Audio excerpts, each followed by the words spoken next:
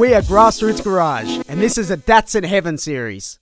On this episode of Grassroots Garage, what an absolute honour for Pete and I. This next guest is a legendary automotive designer, racer, author and photographer. BRE's Pete Brock and his Datzilla V8 powered Datsun 510.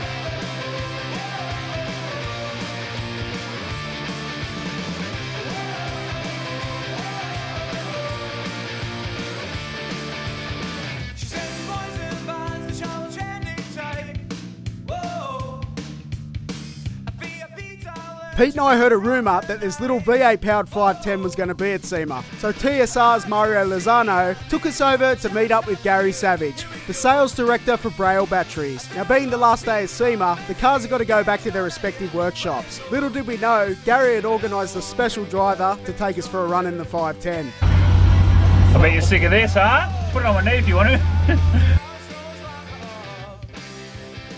See you a little later. Thank you. Shiny side up. All right, we'll try. Thanks, Art.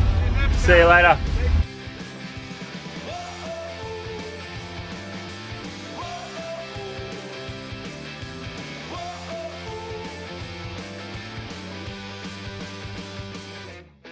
So welcome to Grassroots Garage. If you don't know who this is, stop watching my videos. I'll tell you what, I'm with the legend Peter Brock. Peter, thanks for your time. All right. And we're in your Datsun. Can you tell us a little bit about this car? Well, this car is actually kind of a long-going project. It started out as I wanted to build a car with my kid when he was about 13 years old. I said, you know, let's build this car together, father and son project on.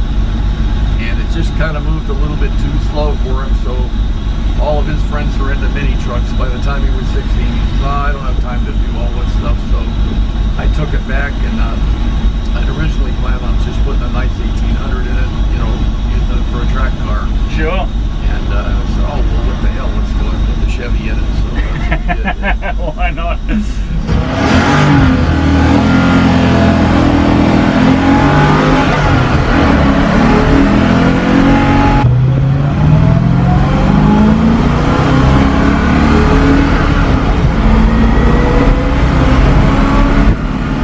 Well, a little bit different from your car back in the day.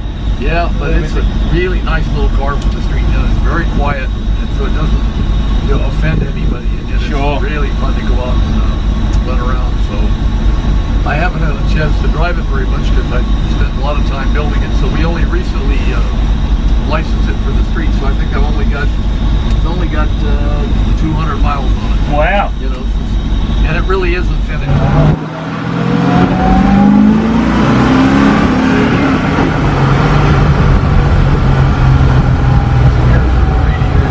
Yeah, it's good, isn't it? Picks up well, and that's not even really giving it, is it? That's just cruising. Oh, it's quick. Yeah.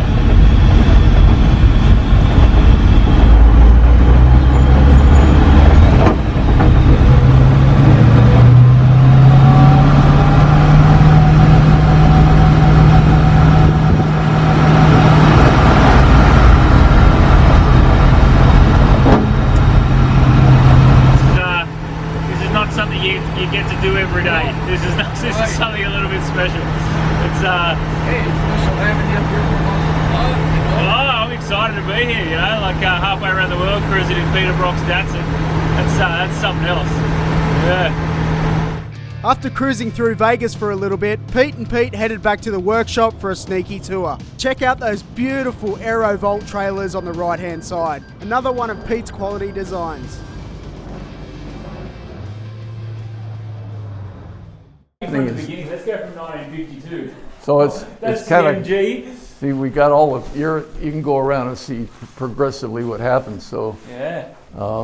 you know, you told me about asking interesting cars. That was my first car, an MG, which I bought when I was 14, and went to work for GM when I was 19 and working on the Corvette project. That was it's just a matter of great timing and stuff that I had a chance to go back there and work at that age. And you can never get in there today and work. I mean, they require a college education before you even apply for a job there now. You know, I didn't have that. You know, I had a high school education, so. But things are quite different today than they were then.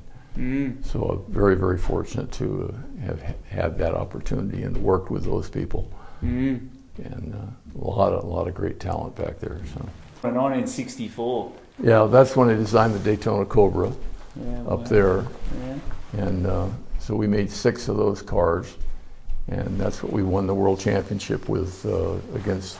We ran against Aston Martin, we ran against Jaguar, ran against the GT40s, I ran against AC, and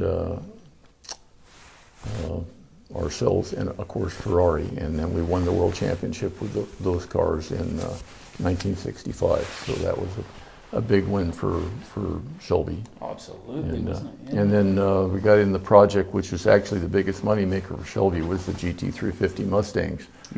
So that was a matter of converting just a regular street car into a fairly good B production race car. Yeah. And then had a really nice thing. Lord March flew in from Argentina, from Japan, and Germany, the 3 Daytona Cobra coupes that are not living here in the United States anymore. 3 of them we still got in the United States, but 3 of them are around the world now. And those were all flown into Goodwood in 1965, so it's the very first time that we actually had all 6 cars together and had a chance to run those cars. So that was a real treat. That's amazing, yeah. So Goodwood was a really, really special event, and it was very kind of Lord Marsh to invite us all over there. So that's a really special photo. Oh, yeah. That'll never happen again. No, never. Never. No. I mean, even the fact that all 6 survived. Well, the fact is, that when we built them and raced them, we never had all 6 together at the same time. That was the very first time we had all 6 together at the same time. Yeah. Because usually there was 2 off at a race, and there are 2 being rebuilt, and then they swap and they go around. So it was very interesting to have all 6, because each one of them is slightly different from the other, because they were all hand built. And so they have slightly different roof lines, slightly different headlights, slightly different door shapes, everything. Everyone's completely different. There you go. So, and then later I started doing some development work for the Japanese, and started off with Hino, which is the big truck builder. And then they were building this really nice little sedan, and then they got bought out by Hino, and they closed off the car thing, and I was going to run the Hino project, but Shelby ended up getting it, and so I went off and started running the Nissan cars. So we were running directly against the Toyota with the Nissans. So that was my Ford, Channel Ford, and that was a very interesting car. You see it has the stripes on the car, and at that time Briggs Cunningham was the first American to go to Europe and race over there with the Corvettes. He took his own cars over there at first, but those were the American racing colors. It's a white car with 2 blue stripes. So he was my hero when I was in high school, so I had to paint my car like Briggs Cunningham. And So, hasn't it come full circle, because you see people doing up their Datsuns? oh yeah. With your colours. Well, the GT350 was very interesting, because when I got working for Shelby, I designed a whole bunch of neat stuff for that car. And they looked at the cost of doing all the parts and stuff on it. And the trick was we wanted to make it look like a race car. So they said, well, it's too expensive. We can't do this, we can't do that, whatever. What are we going to do to make this car look unique? And I said, well, let's put some real racing stripes on it.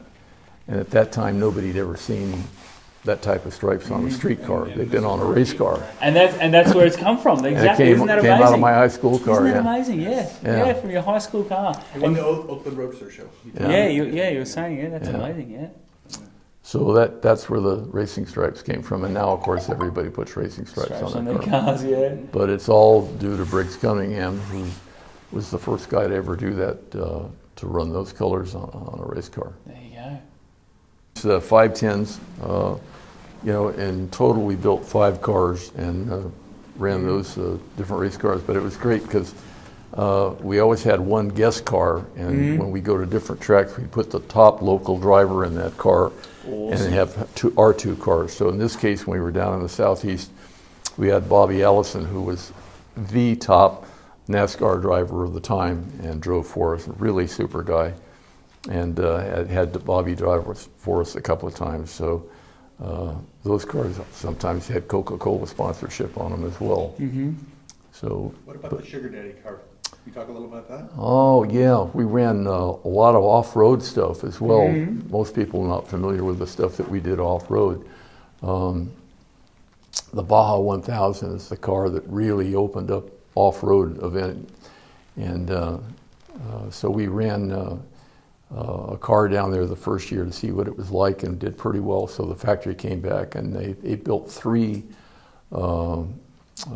African Safari replica cars for us. But the first car we built, we just took a regular 4-door, built up. Wow, look at the tyres on it. Yeah, so we ran.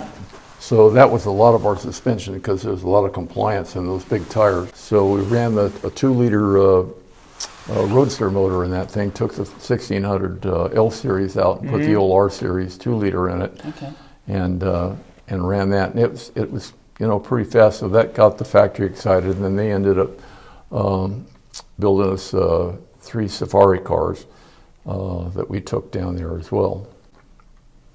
So that's a really, really great event. The Baja 1000 is still one of my favorite cars. I like that you didn't even bother trying to cover up. You just hacked the guards out and left it Oh, all yeah. exposed like that. Yeah. Looks tough, doesn't it? Well, there just wasn't a lot of suspension travel in those days. I mean, everything in it, in the beginning, if we built it today, it would be a totally different deal. But at that era, that was kind of the best thing that we could do. We try to run a 240Z down there, and the problem with that car is that when you're running up a real steep hill like this, it's going to go down the other side.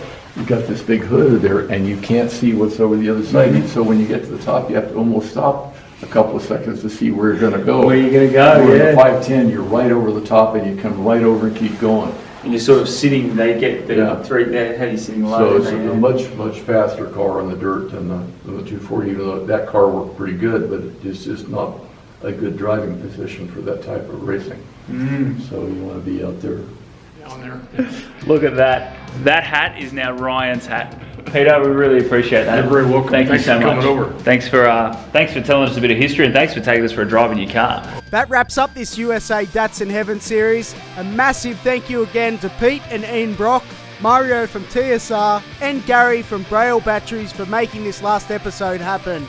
Also a shout out to Troy and Ashley Ermish for sharing Daniel Wu's Tanto 510 with us. And most importantly, all the legends from the Datsun SoCal scene that brought along their beautiful rides so we could do this Datsun Heaven series. Thanks for watching, and stay tuned for the next one.